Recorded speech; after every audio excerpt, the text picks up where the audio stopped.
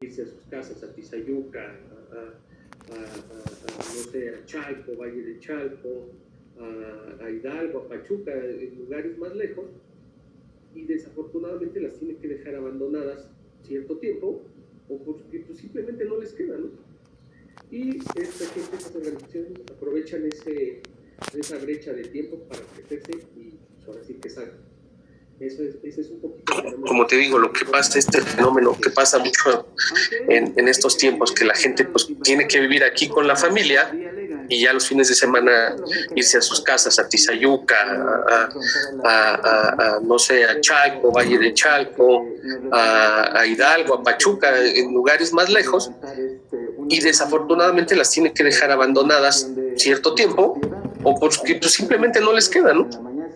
Y esta gente, estas organizaciones aprovechan esa brecha de tiempo para meterse y pues, ahora sí que sacan. Ese es un poquito el fenómeno que se está viviendo en estos últimos tiempos. Aunque él y su familia querían enfrentar a los invasores, optaron por la vía legal. Nosotros lo que queríamos hacer es ir y confrontar a las personas, ¿no? Pero lo que nos recomendaron es ir al Ministerio Público y levantar una demanda, un acta por invasión de propiedad. Entonces nosotros en la mañana siguiente lo que hacemos, vamos al Ministerio Público aquí en Ecatepec, en San Cristóbal, y levantamos el acta por invasión. Para levantar la denuncia se requirieron varias horas. Sí, es la misma burocracia. Al final tienes que llevar que la copia de no sé qué, que la escritura de no sé cuánto, y te van regresando y te van votando una y otra vez, ¿no? Tanto fue así que nosotros fuimos a levantar el acta como a las 8 de la mañana y terminamos saliendo del Ministerio Público como a las 7, 6 de la tarde. El estrés de los trámites para levantar la denuncia se sumó a la desazón y el miedo de perder su patrimonio. Es un desgaste, ¿no? Desde que no puedes dormir, desde que incluso hasta sientes temor, porque como tú no sabes quiénes son las personas que se meten a tu propiedad, empiezas a leer una noticia aquí o algún conocido te dice que él escuchó que a veces grupos políticos se meten a las casas, o incluso también te dicen que el crimen organizado contrata gente para meterse a las propiedades. Entonces tú no sabes en realidad contra quién te estás enfrentando, ¿no? Incluso una de las cosas que nos dijo a nosotros el abogado es, usted si va a emprender esta lucha, metiendo estas demandas, tiene que estar atenido a que no sabemos a quién nos enfrentamos.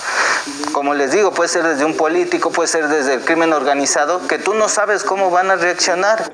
Por fortuna contaron con un abogado que actuó con rapidez. Fue por el conocimiento que tenía nuestro abogado, ¿no? Porque él empezó a ver este tema de la demanda judicial, y llevándolo por el tema del robo, más que nada, ¿no? Sí hubo muchas vueltas que tuvimos que estar dando, incluso se resolvió que esta persona decía o mostraba su papel de compraventa. Sin embargo, como saben, o más bien nosotros lo aprendimos ahí, nosotros teniendo las escrituras, pues tiene mayor peso jurídico, y más bien a ellos decían, nosotros no sabemos, que una inmobiliaria fue la que los extorsionó, la que los engañó, por así decirlo. Entonces, en todo este proceso, eso fue, o sea, nos ayudó mucho la asesoría del abogado, que lo llevó por el tema judicial, nos ayudó el tener los papeles en regla, como decíamos que nosotros estábamos ahí presentes, y también al final la familia que se metió, o este señor que se metió, pues terminó reconociendo que ellos pues les habían hecho también un fraude. Les dicen, yo te voy a sacar tu crédito de Infonavit. Oye, pero yo no trabajo en Infonavit. No importa, yo te saco tu crédito de Infonavit. También gente ilusa, que pues, generalmente cuando te dicen algo que es muy bueno para ser cierto, pues generalmente lo es, ¿no? Es muy bueno para ser cierto. Dicen, dame 100,000 pesos, tú pagas tu casa, y con esos 100,000 pesos yo te saco tu crédito Infonavit y tú ya vas a ir pagando a Infonavit. Pero ese es el modus operandi de este tipo de organizaciones. Tienen una lista de personas que pues son también hasta cierto punto los defraudados, y les dicen, tú dame 100,000 pesos, y ellos van viendo inmuebles que no están ocupados. De acuerdo con la familia de David, esta persona contaba con documentos oficiales como pagos de predial y agua, con los que trataron de avalar la propiedad del inmueble. Ellos habían hecho el pago de impuesto predial, ya lo habían hecho pero a nombre de ellos. O sea, yo ya no aparecía, por eso el abogado me solicitó que le autorizara yo ir al registro público de la propiedad y todo para ver hasta dónde habían llegado para pues obtener tanto todos los documentos oficiales. Dice, porque el documento del predio es un documento oficial, dice, ahí está, ya aparece el pago ya de la tesorería de aquí de Ecatepec. Pasa mucho que en los registros públicos de cada municipio, llámese Ecatepec, llámese Nezahualcóyotl, llámese Naucalpan, etcétera, etcétera, pues los mismos trabajadores de adentro están en contubernio con estas personas de estas organizaciones y les proporcionan hasta copias certificadas de las escrituras de esos inmuebles. Y pues ellos hasta cierto punto también coludidos con algunas otras autoridades o coludidos con notarías que ni siquiera propiamente tiene que ser el notario, sino los mismos ejecutivos de la notaría les certifican contratos, les proporcionan armas a ellos para poder defenderse ante una posible, ¿cómo decirlo?, ante un posible dueño que aparezca nuevo y que diga, no, este es mío, no, espérame, yo ya tengo hasta documentos que avalan que yo ya le compré a fulanito o a sutanito. Así es como funcionarios de algunos municipios actúan en favor de estas prácticas ilegales.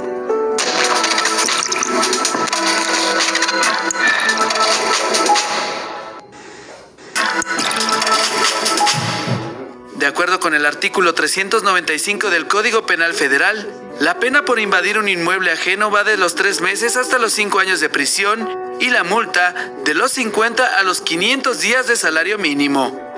En el inciso 1 de esta ley, se establece que la pena aplica cuando alguien, de propia autoridad y haciendo uso de violencia o furtivamente, o empleando amenaza o engaño, ocupe un inmueble ajeno o haga uso de él. Este delito se incrementa cuando es cometido por 3 o más personas. Eso ya se vuelve un delito grave, que si es ya tiene pena privativa de la libertad. Pero ¿qué pasa si llega cualquier hijo de vecina y se mete?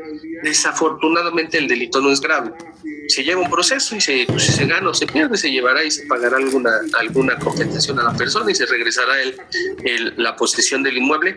Pero también nos encontramos ante eso, ¿no? Que el delito no es un delito grave, todavía es un delito de querella, a menos que se realice por más de 3 personas. A mediados de 2021, Diana adquirió un terreno en la colonia Lázaro Cárdenas, en Ecatepec, el cual tenía varios años sin ser ocupado. Al notario para investigar, pues que todos los papeles estuvieran legales, que todo estuviera al día y pues como él nos mencionaba que su mamá había sido la única dueña de ese terreno desde que se fundó prácticamente esa colonia, no ha tenido ningún otro dueño y pues me interesó el terreno y pues adquirí la propiedad. Tras llevar a cabo el proceso de compra-venta conforme a la ley, decidió ingresar a una máquina para que le ayudara con la limpieza del lugar. Un terreno baldío que estaba lleno de basura, de hierbas, árboles, etc. Minutos después llegó una patrulla municipal.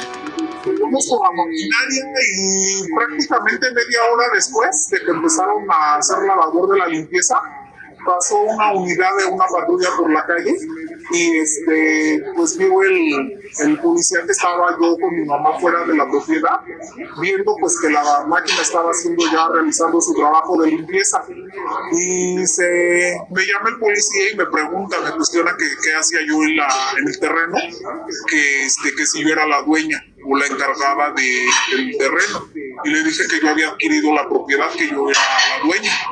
Entonces él me dice que pues como que tiene dudas y agarra su teléfono y empieza a como enviar textos, no sé, y me dice, estaba él obstruyendo la vía pública, viene un carro atrás de él y le suena el claxon, y entonces el policía me dice, regreso en unos minutos, dice, déjeme hacer una llamada y enseguida regreso.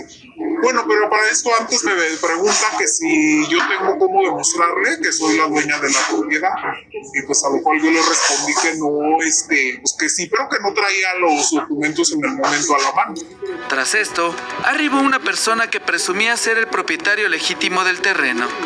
Eso fue un periodo de 15, 20 minutos aproximadamente, y en ese lapso de tiempo fue cuando llega un tipo en una motoneta y ya pues me dice, me pregunta que qué hago igual ahí en la propiedad, y le dije que lo que quería saber, y me dice que él era el dueño del terreno.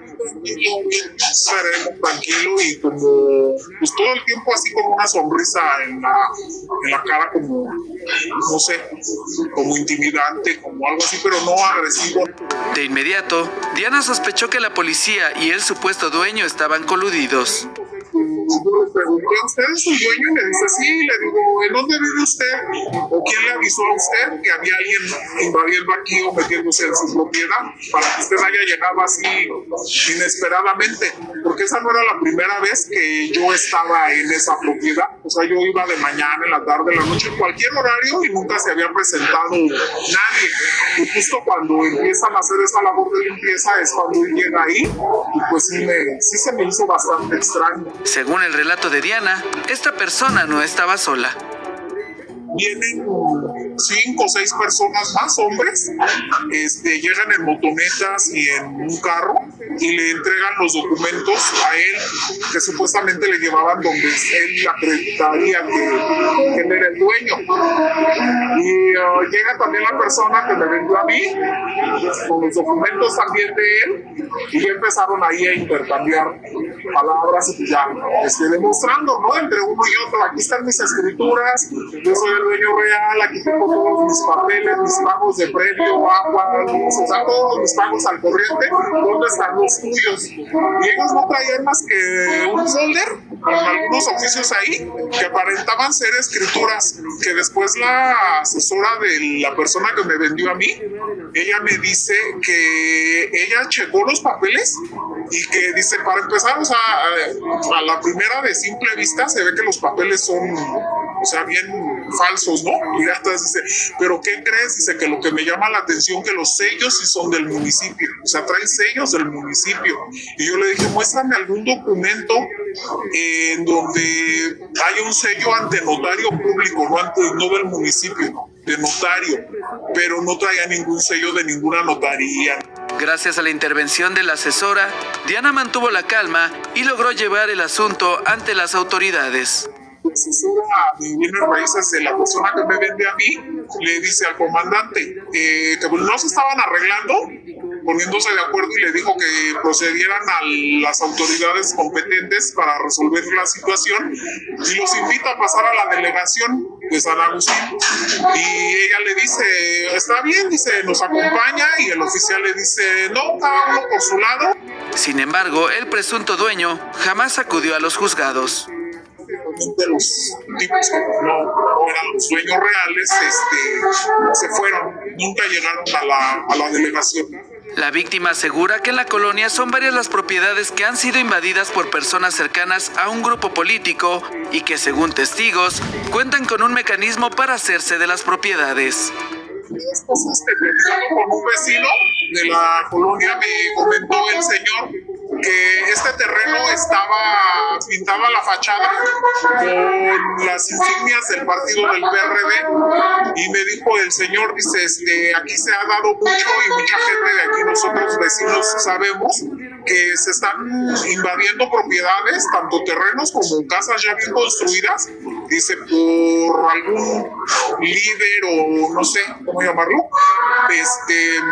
dice, y las pintan para ellos tener como un control de cuáles son esas propiedades que están como abandonadas, se puede decir. Dice, ellos las pintan con esas insignias del PRD, entonces ellos las tienen perfectamente ubicadas. Dice, entonces lo que yo le aconsejo es que pinte la fachada de cualquier color para que ellos ya sepan que hay alguien pendiente de la propiedad. Las cámaras de Canal 14 acudieron a la zona y pudieron confirmar que varios espacios tienen pintas como las descritas por los testigos.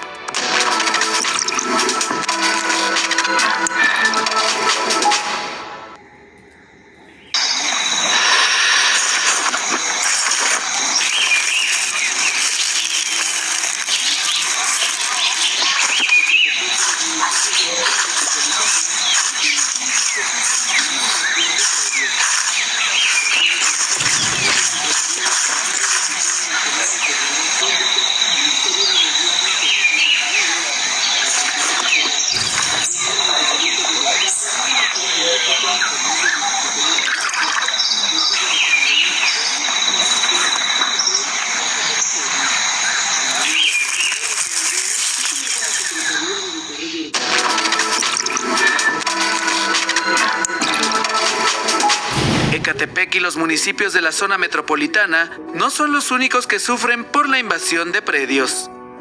De acuerdo con datos oficiales del Secretariado Ejecutivo del Sistema Nacional de Seguridad Pública, en el periodo 2015 a 2019, las entidades federativas con mayor número de delitos de despojo fueron la Ciudad de México, con más de 17,000 denuncias.